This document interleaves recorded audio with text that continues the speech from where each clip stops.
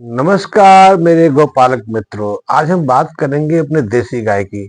देसी गाय का हमारे जीवन के साथ, हमारी वैदिक संस्कृति के साथ बहुत गहरा संबंध है। हमने गाय को माता की उपाधि दी है। यथार्थ में गाय हमारे लिए मातृत्व का कई तरह से हमारे लिए उपहार प्रदान करती है। गाय के जो पंचगव्य है वो हमारे लिए बहुत महत्वपूर्ण है।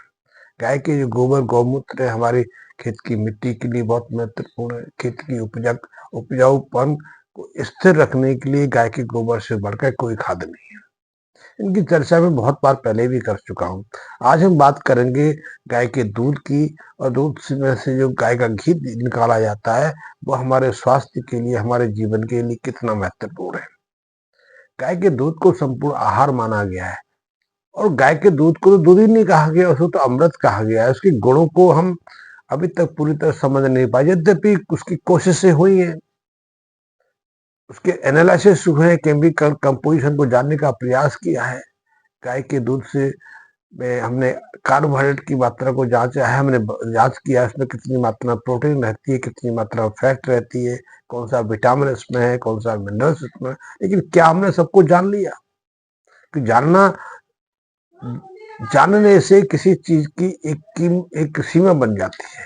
क्योंकि बहुत सारी ऐसी चीज है जो अभी हमारी जानने से दूर है। अब तो आधुनिक वैज्ञानिक भी मानने लगे कि जितना हमने जाना है उससे अभी 80 गुना ऐसा है जिसे हम जान नहीं पाए। इसीलिए उसको डार्क मैटर कहते हैं। आपने कोशिका के विषय में सुना होगा। हमारे शरीर की या किसी भी प्राणी की, किसी भी वनस्पति की सबसे छोटे इकाई जो है वो एक कोशिका को माना जाता है। उसको सेल कहा जाता है। सेल के अंदर विभिन्न तरह की कई चीजें होती हैं। इसमें माइटोकॉन्ड्रिया है, न्यूक्लियस है और भी बहुत सारी चीजें हैं। लेकिन ये सारी मिला के एक कोशिका के अंदर से 22-23% का भाग बनाती है।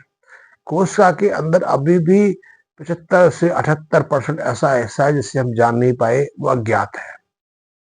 मैं उदाहरण दिया, इसीलिए हम यदि कहें कि गाय के दूध के एनालिसिस हमने जान लिया, गाय के दूध में प्रोटीन है, विटामिन है, जो उसकी कैलोरी ऊर्जा की वैल्यू है उसको जान लिया, उसको हम जानना नहीं कह सकते।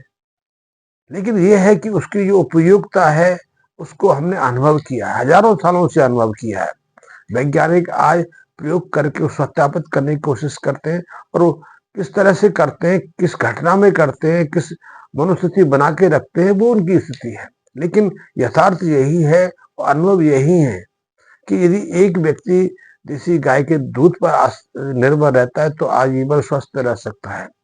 स्वस्थ ही नहीं रह सकता, उसे बहुत सारी व्याधियों से पूरी तरह से रक्षा मिल जाती है। उसके शरीर पर ऐसे रोग आक्रमण नहीं करते हैं, उसकी आयु में वृद्धि होती है। और ऐसे सैकड़ों उदाहरण हमारे सामने रहे, मेरे सामने नहीं, हमारे पुराने ग्रंथों में, पुराने लोगों के से हमने सुनने को आया है कि एक व्यक्ति ने पूरा जिंदगी गाय के दूध के सहारे गुजार दिया और उसे किसी भी तरह की कोई रोग ने कभी परेशान नहीं किया और सैकड़ों साल तक वो अमर रहा।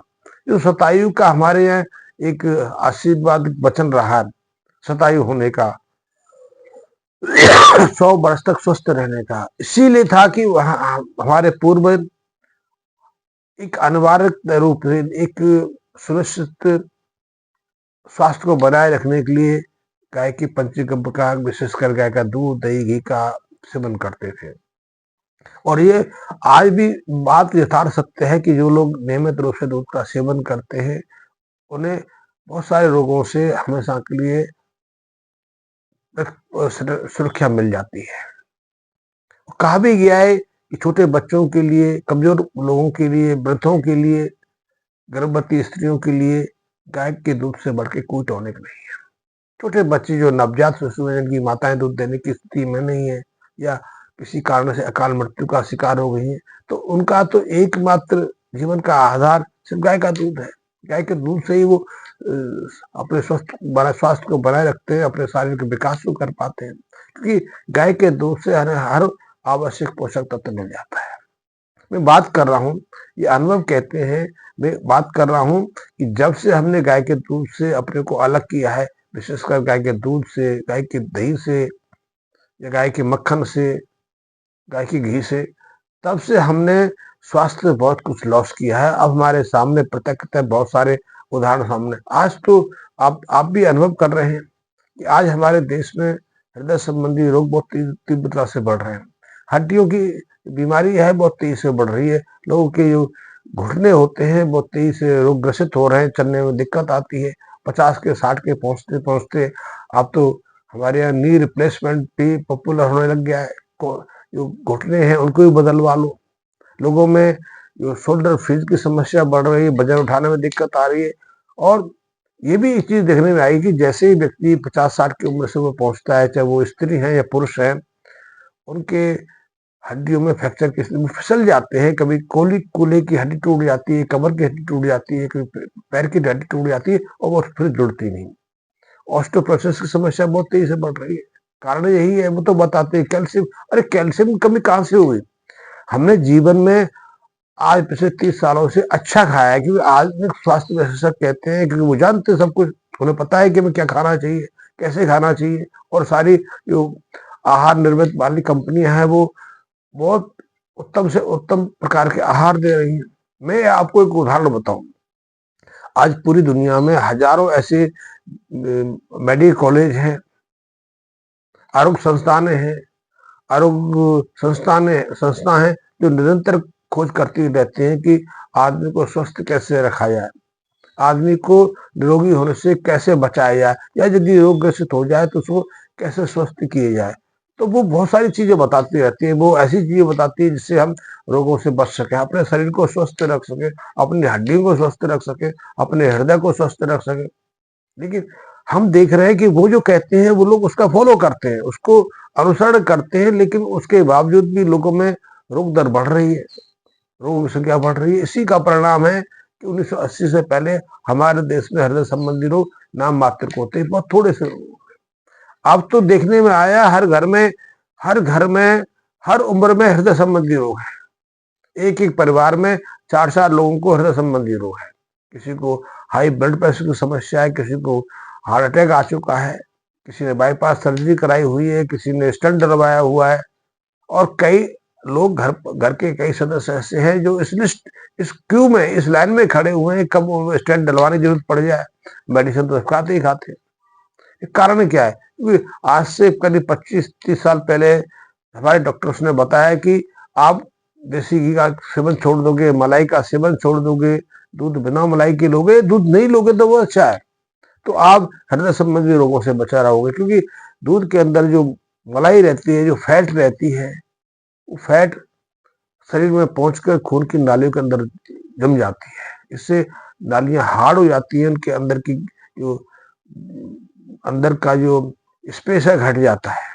इससे रक्त प्रवाह में बाधा आती है, और ऐसी रक्त बाधा कभी भी हार्ट अटैक का कारण बन सकती है, आपके हृदय को कमजोर कर सकती है, हृदय को किडनी को खराब कर सकती है, लीवर को खराब कर सकती है, किसी भी अंग को खराब कर सकती है। तो लोगों ने घी खाना छोड़ दिया, मलाई खाना छोड़ दिया, यहाँ तक कि हृदय रोग से बचने के लिए बहुत लोगों ने दूध पीना तक छोड़ दिया, बिना मलाई के दूध पीना छोड़ दिया। लेकिन परिणाम क्या है? आज देश में, हमारे देश में 40 साल से ऊपर के करीब करीब 40-45% लोग ऐसे हैं जो हृदय रोगों की गिरफ्त में आ चुके हैं। इनमें से कई तो ऐसे हैं जो गंभीर हृदय रोगी हैं, जिन्होंने अपने शरीर में एक की जगह 3-3, 4-4 स्टेंट डलवाए हुए हैं। तो मेरा आपसे एक अनुरोध है, जो मैं भी प्रयोग करता हूँ, और प्रयोग नहीं, हमारे पुराने ग्रंथों में ऐसे उल्लेख है, अनुभव है, मैं अनुभव पे ज्यादा भरोसा करता हूँ। प्रयोग तो क्षणिक होते हैं, प्रयोग तो एक तरह जुगाड़ होते हैं, और प्रयोग करते करते जिंदगी गुजर जाती है। यदि इसमें से कुछ प्रयोग हमें प्रभावित करते हैं, दूसरों को प्रभावित करते हैं, तो वो अनुभव फिर वो सटीक बन जाते हैं, वो शाश्वत बन जाते हैं। तो अनुभव जो है प्रयोग से बढ़कर, प्रयोग तो बदलते रहते हैं, जुगाड़ बदलती रहती है। आप एक कील के दूसरी कील का प्रयोग करते रहते, वस्तु का प्रयोग करते रहते। तो मेरा कहने का अर्थ है कि हजारों सालों से हमारे ऋषि मुनियों ने, हमारे आयुर्वेदिक वैद्यों ने एक चीज कही कि जो व्यक्ति निरंतर 35-40 साल की उम्र के बाद नियमित रूप से दूध के साथ में दूध का प्रयोग करता है, दूध में घी डाल के प्रयोग करता है, तो उसकी आयु तो बढ़ती बढ़ती है, वो हृदय संबंधी, कैंसर संबंधी कई व्याधियों से बचा रहता है।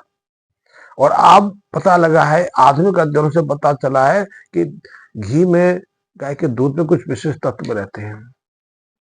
तत्व तो ऐसे भी हैं जिनको हम जान नहीं पाए, लेकिन ये आधुनिक आहार शास्त्री मान चुके हैं कि गाय के घी में ऐसे ओमेगा एसिड्स रहते हैं, ऐसे एसेंशियल फैटी एसिड्स रहते हैं, ऐसे अति जरूरी फैटी तत्व रहते हैं जो हमारे स्वास्थ्य के लिए, हमारी निरोगता के लिए बहुत महत्वपूर्ण है। इसमें दो तो बहुत ही महत्वपूर्ण है, ओमेगा 3 और ओमेगा 6। ओमेगा 6 तो नुकसान करने वाला है, लेकिन ओमेगा 3 जो फैटी एसिड्स हैं वो हमारे लिए बहुत हेल्पफुल है।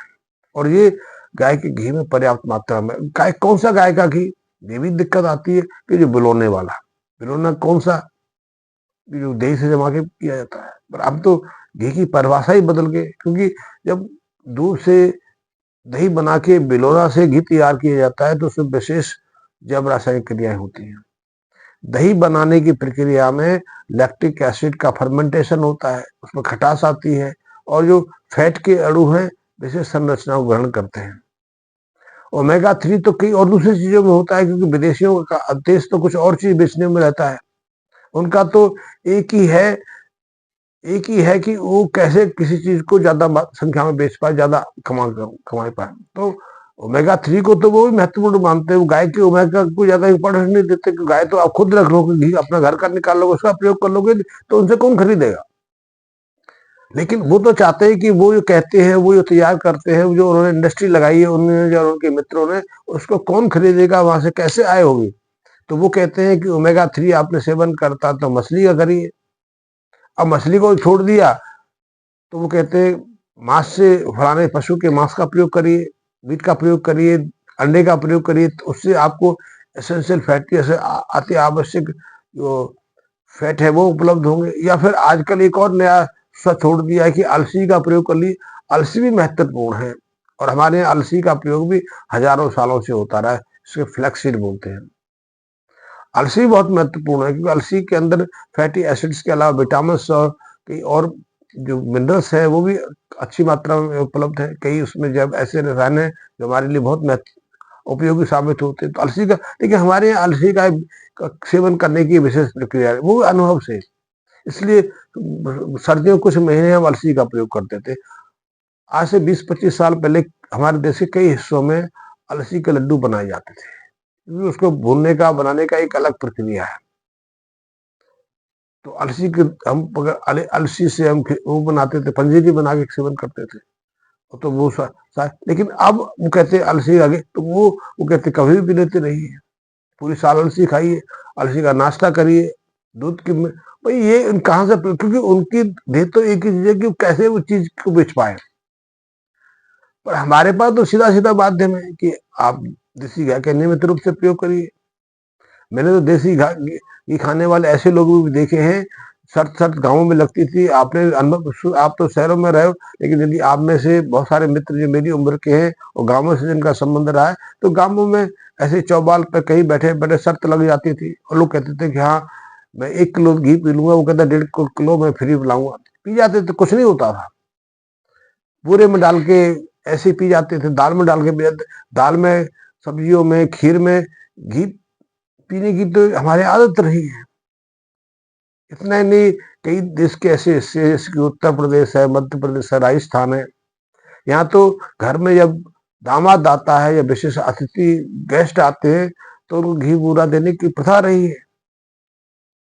और घी बूरे का प्रयोग भी आप खुद करके देखिए कि आप कोई भी फैटी चीज ले खाना जा रहे हो, क्योंकि पहले जो दावतें होती थी, खाद्य जो विशेष भोजन के आयोजन होते थे, दोपहर के समय होते थे, काफी ज्यादा मात्रा में खाए जाते थे, कुछ समय से कुछ खाते नहीं थे, तो ज्यादा खा लेते थे। तो उस खाने को कैसे बचाए, तो उनके पास 2 उपाय होते थे, और ये उपाय आज भी चल रहे हैं। पहला उपाय तो यही है कि खाना शुरू करने से पहले, भोजन शुरू करने से पहले जो घी बूरे का दिया जाता है वो सेवन कर लीजिए। घी बूरे से आपकी जो जठराग्नि तीव्र हो जाती है, पाचन प्रक्रिया तीव्र हो जाती है, आप कितना खाएंगे गरिष्ठ भोजन वो सहजता से पच जाता है। दूसरा, जो गाय के छाछ से जो रायता तैयार होता है, इसको कई स्टेटों में अलग अलग नामों से पुकारते हैं, एमपी वगैरह में, यूपी में तो उसको खट्टी होती है, 4-4 5-5 दिन को खट्टा कर लेते छाछ को, उसका से और उसमें थोड़ा बहुत नमक वगैरह, जीरा जीरा और उसमें हिंग डाल के उसका सेवन करते हैं, तो उसकी तोड़ होती थी। कितना खाद्यान्न आपने खा लिया गरिष्ठ भोजन, उसके ऊपर वो छाछ पी लीजिए तो सब डाइजेस्ट हो जाता। और देसी घी बूरे के साथ खाया हुआ आपकी पाचन को बढ़ाने की मदद करता। तो मेरा अर्थ, कहने का अर्थ है कि घी खाने के बाद किसी को कोई हृदय संबंधी रोग नहीं होता था। और ऐसे लोग सहजता से 70-80-90-100 साल की उम्र पाते थे। कई लोग तो 120-25 साल तक जीवित रहते, स्वस्थ रहते थे, खेतों में काम करते थे, पशुपालन का काम करते थे, पहाड़ों पर चढ़ने उतरने का काम करते थे।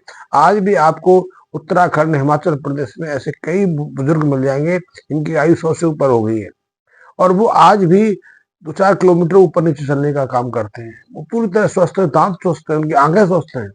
लेकिन आप मुंबई, दिल्ली जैसे शहर में एक ही बुजुर्ग, एक भी 70-80 साल का ऐसा आदमी नहीं देखेंगे जो बिना दवा के स्वस्थ रह सकता हो। क्योंकि बात तो रुचि, वो उसे पॉल्यूशन के कारण नहीं, खाद्यान्न के कारण उन्होंने जो चीज छोड़ दिया। तो मेरा कहने का अर्थ है, ये स्वस्थ रहना है, देसी गाय के घी का सेवन करना शुरू करें। उसमें हर वो पोषक तत्व है, हर पोषक तत्व का आप लाभ लीजिए, स्वस्थ रहिए, निरोगी रहिए। और गाय का, देसी गाय का दूध का प्रयोग करेंगे, घी का प्रयोग करेंगे, छाछ का प्रयोग करेंगे, तो उसे भी एक सुरक्षा कवच मिल जाएगा, उसकी उपयोगिता बढ़ जाएगी। आप उसका प्रयोग करके देखिए और आप अपना अनुभव बताइए। धन्यवाद मित्रों।